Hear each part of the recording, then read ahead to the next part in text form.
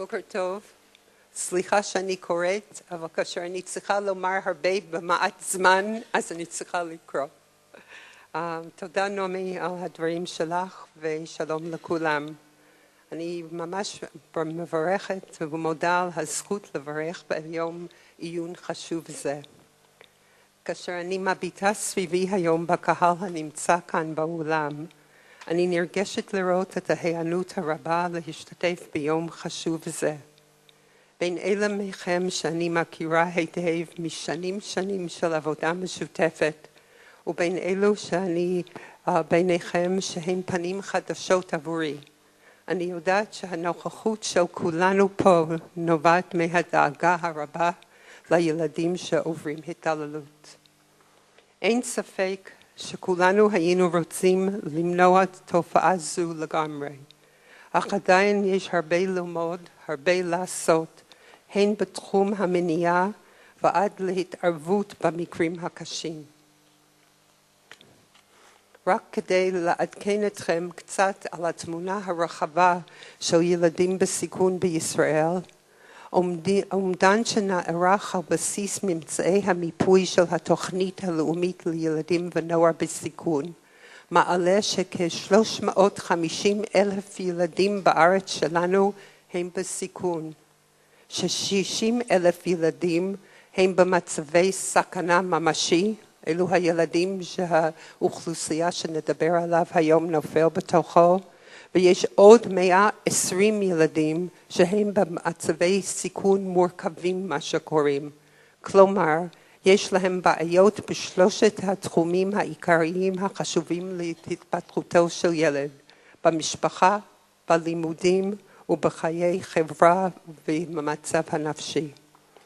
בנוסף, עוד ממד שחשוב לשמוע, אני חושבת, זה מסקר שנעשה על ידי מכון חרוב ביחד עם משרד הרווחה, ונמצא שבשנת 2009 היו 33,751, מספר המדויק, דיווחים חדשים, לא רק שהיו בטיפולי של פקידי סעד, אבל חדשים לפקידי הסעד של חשד להתעללות למיניהם. על פי פקידת הסעד הראשית, ההערכה היא שרק אולי 10% לא נמצאו כמוכחים על עצם פגיעה. קרן שוסטרמן ישראל, ארגון פילנתרופי מארצות הברית, החל כבר לפני קרוב ל-20 שנה לתמוך בתוכניות שונות ופרויקטים מיוחדים שנועדו לטפל בילדים בסיכון ובסכנה בארץ. ביניהם הם תמכו בפתיחה של המרכז החירום הראשון בירושלים בשנת 92. הם היו בין אלו שתמכו במרכז הגנה הראשון שנפתח ב-02. אז לא פלא שבשנת 2007 בעלת הקרן ראתה לנכון להקים את מכון חרוב, מעשה שאכן הרחיב את עצם העשייה והמחויבות שלה לילדי התעללות בארץ. כידוע לחלקכם, מוקד העניין של מכון חרוב הינו ילדים שעוברים התעללות והזנחה. אנו מתמקדים בדרכים שונות להגיע לשיפור דרכי ההתערבות באמצעות הקהילייה המקצועית הגדולה, ומבקשים לפעול לפיתוח ולהפצת ידע באמצעות מחקר, המשגה והפעלת תוכניות הכשרה ייחודיות. המכון שואף ליצור ולפתח קהילה מקצועית מיומנת ומוכשרת ברמה לאומית, ואם מותר לומר גם בינלאומית. להוציא את התורה מהארץ, ויש לנו הרבה תורה להוציא, אך כך גם ללמוד מהניסיון של האחרים. אנחנו מסוגלים ומדגישים להתמקד בעולם של העובדים עצמם, גם זה מוקד עיקרי בחיים שלנו, ואנחנו מכוונים את הפנייה שלנו כמו היום לרווחה, משפט, חינוך, בריאות, ביטחון פנים, ואני חושבת שגם בבתי ספר השונים אלו האנשים שאנחנו חושבים שחשוב להיות איתם בקשר. ובכן, סוגיית ההתעללות בילדים הינו נושא שחוצה מערכות וגורמים מקצועיים רבים, ועל מנת להיות אפקטיביים, אנו חייבים לפתח את ההבנה, ההכרה וההערכה בין אנשי המקצוע השונים מהדיסציפלינות השונות.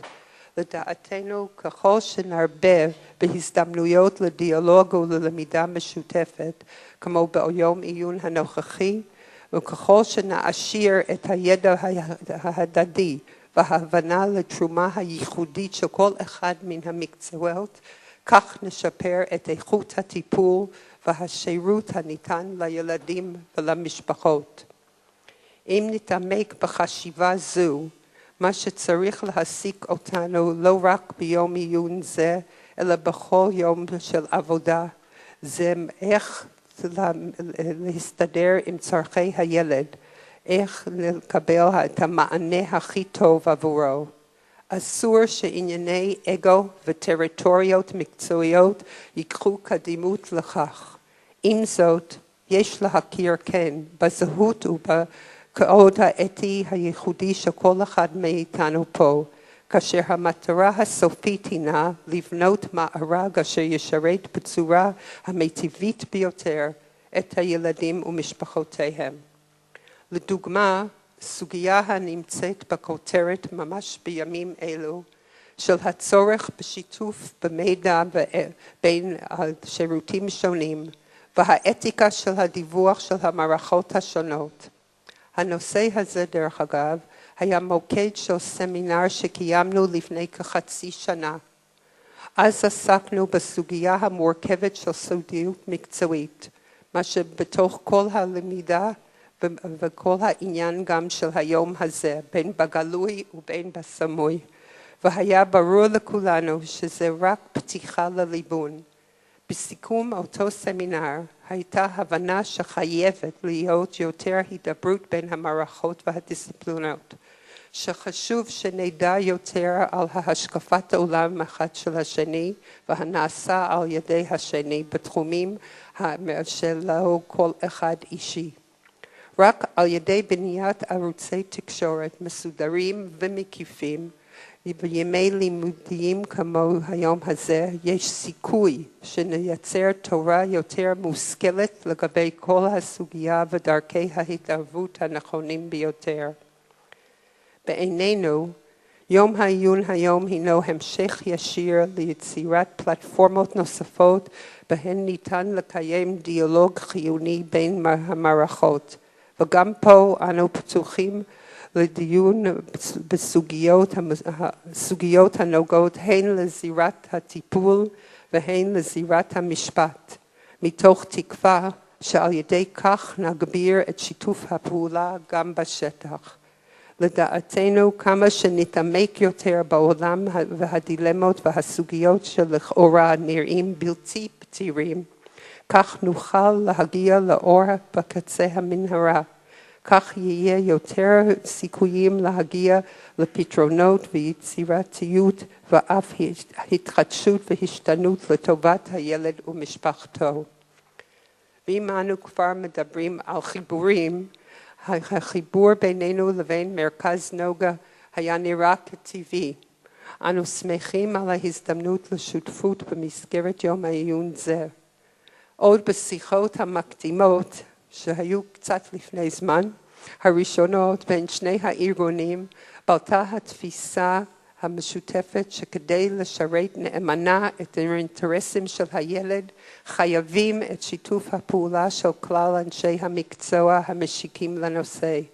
כמו כן במרכז נוגה וכמו כן במכון חרוב, מכירים בנחיצות של חינוך, הכשרה וסינגור השמים את הנפגע במרכז. בהזדמנות זו, אני גם רוצה להודות מהבמה לדוקטור דנה פוגץ' ולטלי אייזנברג וליעל שלו, שהיו שותפות להרמה וארגון יום עיון הזה. וכמובן אני אומרת תודה גם למרכז האקדמי אונו על התמיכה שלהם וגם השימוש שלהם במשכן שלהם.